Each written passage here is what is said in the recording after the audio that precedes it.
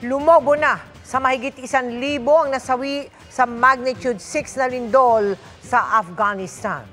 Ayon sa tagapagsalita ng Taliban administration, 1,411 ang nasawi sa lindol.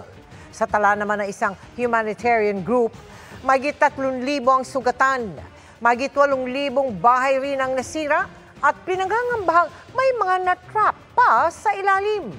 Ayon sa UN coordinator, posible pang tumaas ang bilang ng casualty habang nagpapatuloy ang rescue operations. Maraming kalsada ang hindi madaanan dahil nasira at naharangan ng landslide at rock slide. May mga liblib na lugar at kabundukan ding hirap pang maabot.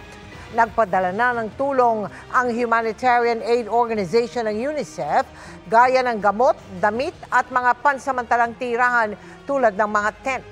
Ayon sa US Geological Survey, 11:47 p.m. oras ng Afghanistan noong linggo, nang yumanig ang lindol 27 kilometers east-northeast ng Jalalabad.